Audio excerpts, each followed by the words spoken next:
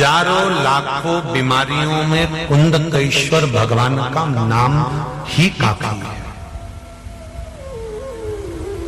कुंदकेश्वर,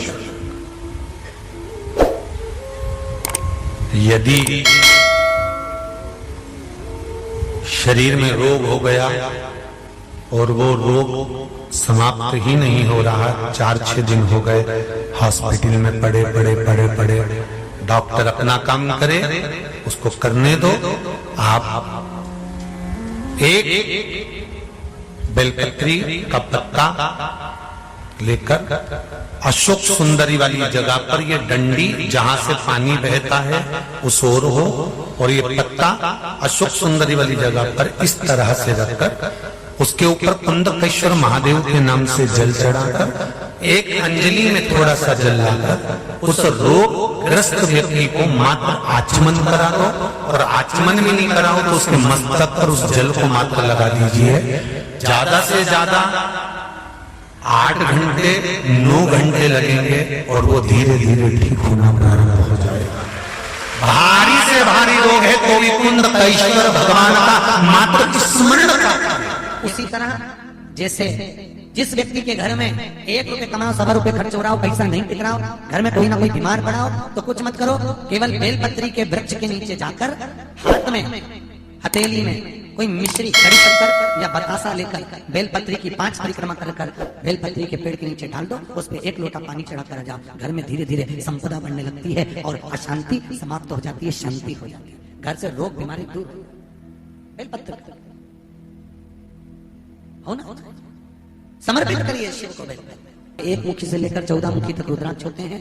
1 मुखी रुद्राक्ष एक वृक्ष में साल में केवल 1 बार लगता है। कौन सा रुद्राक्ष? 1 मुखी रुद्राक्ष साल में 1 वृक्ष में केवल 1 ही लगता है। केवल जो संपदा की वृद्धि करने वाला, लक्ष्मी को बनाने वाला, सुख प्रदान करने वाला, वैभव देने वाला। 3 मुखी रुद्राक्ष विद्या के लिए रहता है। जो बच्चा पढ़ने में कमजोर, उसके कमरे में 3 मुखी रुद्राक्ष को बांधा जाता है, विद्या। 7 मुखी रुद्राक्ष, यदि एक ढेला चढ़ाने वाला व्यक्ति भी, गरीब से गरीब व्यक्ति भी अगर 7 मुखी रुद्राक्ष को बुधवार के दिन अपने गले में धारण कर ले तो वो करोड़पति बन जाता है। ये 7 मुखी रुद्राक्ष का इतना प्रमाण। 9 मुखी संतान की वृद्धि के लिए और ब्लड प्रेशर के लिए, 11 मुखी, ये 2 रुद्राक्षों का वर्णन। शनिवार के दिन जो पीपल के वृक्ष में सरसों के तेल का दीप लगाता है, उसको शनि कभी परेशान नहीं करता। एक बात हमेशा ध्यान रखिएगा, मान लो अगर कोई भारी रोग ऐसा शनि महाराज के कारण हो गया हो, अच्छे काम करते करते उल्टे हो रहे हैं, होते हैं किसी किसी के साथ में, विपरीत परिस्थितियां आ जाती है। अच्छा करने जाओ बुरा हो जाता है, अच्छा कर्म करने जाओ बुरा हो जाता है।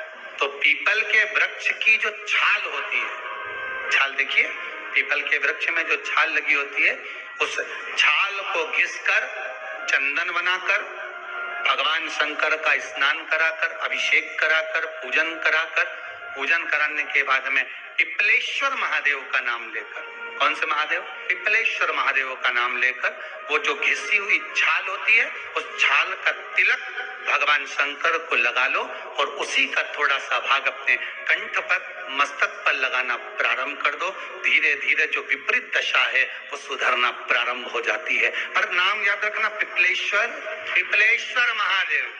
विशेष कोई बीमारी ऐसी लग गई है या विशेष कोई तकलीफ ऐसी हो गई है जिसका निवारण नहीं हो रहा, शनिवार के दिन तो आप धतूरा चढ़ा सकते। धतूरा चढ़ाने का भी एक क्रम है। हल्दी में भिगोकर धतूरा चढ़ाया जाता है लक्ष्मी के लिए, चंदन में भिगोकर धतूरा चढ़ाया जाता है आयु की वृद्धि के लिए। अबीर एक सफेद कलर का पाउडर होता है, अबीर, गुलाल जो होती है, गुलाल में अबीर डलता है, चमकदार, आपने देखा होगा अबीर। तो अबीर में धतूरा जो डुबो कर चढ़ाया जाता है, अबीर को लगाकर चढ़ाया जाता है, वो रोग मुक्ति का होता है। के लिए होता है वो रोग मुक्ति। धतूरे का भी एक स्मरण होता है महाराज।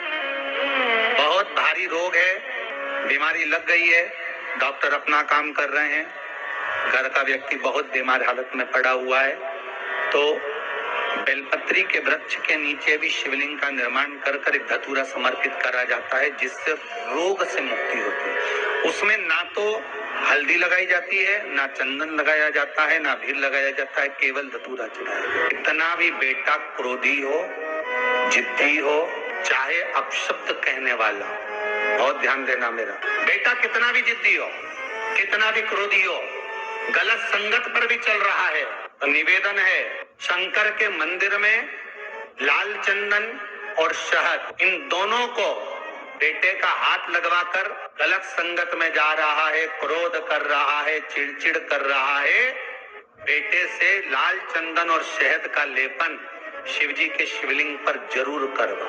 का चिड़चिड़पन, क्रोध और उसकी गलत संगत अपने आप हटने लगेगी और वो बालक धर्म की ओर आगे बढ़ेगा, सत्कर्म की ओर बढ़ेगा, सत्संग की ओर आगे बढ़ेगा।